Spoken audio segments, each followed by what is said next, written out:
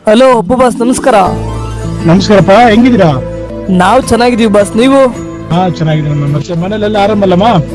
Boss, ಎಲ್ರು ಚೆನ್ನಾಗಿದೀವಿ. ಎಲ್ಲಿದ್ದೀರಾ boss? ಅಭಿಮಾನಿಗಳೆಲ್ಲ ನಿಮ್ ಜೊತೆ ಮಾತಾಡೋದಕ್ಕೆ ಕಾಯ್ತಾ ಇದ್ದಾರೆ. ಹೌದಾ? ಜೊತೆಗಿದ್ದಾಗ ಫೋನ್ ಮಾಡ್ರಿ, ಒಂದ್ಸಲಿ ಮಾತಾಡೋಣ. ಖಂಡಿತ ಬಾಸ್, ಖಂಡಿತ. ಒಳ್ಳೇದಾಗ್ಲಿ ಬ್ರದರ್. ಸರಿ ಬಾಸ್, ಶೂಟಿಂಗ್ ಮುಗಿಸ್ಕೊಂಡು ಬೇಗ ಬನ್ನಿ, ಎಲ್ರು ಕಾಯ್ತಾ ಇದೀವಿ ನಿಮ್ನ ನೋಡೋದಿಕ್ಕೆ. ಹೋಗ್ ಬರ್ತೀನಿ ಅಂತ ಒಂದು ನಂಬಿಕೆ ಇದೆ, ಮೋಸ್ಟ್ಲಿ ಬರ್ತೀನಿ. ಸರಿ ಬಾಸ್, ಬೇಗ ಬನ್ರಿ.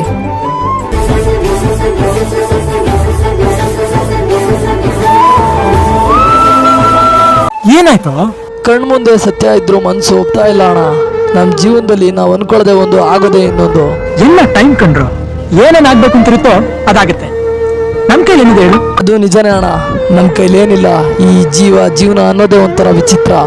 ಯಾವಾಗ ಏನೇನಾಗುತ್ತೋ ಹೇಳಕ್ಕಾಗಲ್ಲ. ಇರೋದೊಂದು ಜೀವನ, ಹಿಂದೇನಾಯ್ತು ನೆನ್ಪಿಲ್ಲ, ಮುಂದೇನಾಗುತ್ತೋ ಗೊತ್ತಿಲ್ಲ.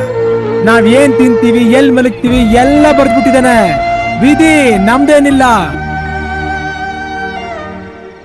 ಸರ್, ನಮ್ಗೆ ಪ್ರಕೃತಿ ಮೇಲೆ ಕಾಳಜಿ ಅನ್ನೋದು ಯಾವಾಗ ಬರುತ್ತೆ ಅಂದ್ರೆ, ನನ್ನ ಪ್ರಕಾರ ಪ್ರತಿಯೊಂದಕ್ಕೂ ದುಡ್ಡು ಕೊಟ್ಟು ಪಡ್ಕೊಂಡಾಗ ಮಾತ್ರ ಅದ್ರ ಬೆಲೆ ಗೊತ್ತಾಗೋದು ಅನ್ಸುತ್ತೆ ಅಲ್ವಾ?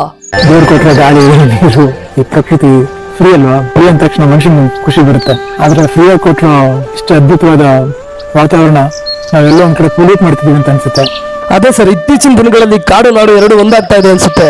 ಮರಗಳ ಸಂಖ್ಯೆ ಕಡಿಮೆ ಆದಷ್ಟು ಪ್ರಕೃತಿಯಲ್ಲಿ ಹಸಿರು ನಾಶ ಆಗ್ತಾ ಇದೆ. ಇದ್ರ ಬಗ್ಗೆ ಏನ್ ಹೇಳ್ತೀರಾ ಅಂತ?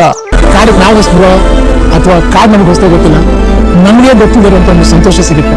ಯಾಕಂದ್ರೆ ಪ್ರಕೃತಿ ಬಂದು ಈಗಿಂದಲ್ಲ, ಲಕ್ಷಾಂತರ ವರ್ಷದಿಂದ ಇದ್ದಿರೋದು. ಸೊ ಅದನ್ನ ಗೌರವಿಸೋದು ತುಂಬಾ ಮುಖ್ಯ ಅಂತ ನನಗೆ ಅನ್ಸುತ್ತೆ. ಅಣ್ಣವ್ರಿಗೂ ಅಷ್ಟೇ ಪ್ರೀತಿ ಕಾಳಜಿ ಇತ್ತು ಅಲ್ವಾ ನಮ್ಮ ಪರಿಸರದ ಬಗ್ಗೆ?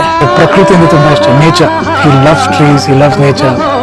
ಸರ್, ಅಷ್ಟಲ್ದೆ ಹೇಳ್ತಾರ, ನಾವು ಆಡುವ ನುಡಿಯೇ ಕನ್ನಡ ನುಡಿ, ನಾವಿರುವ ತಾಣವೇ ಗಂಧದ ಗುಡಿ ಅಂತ.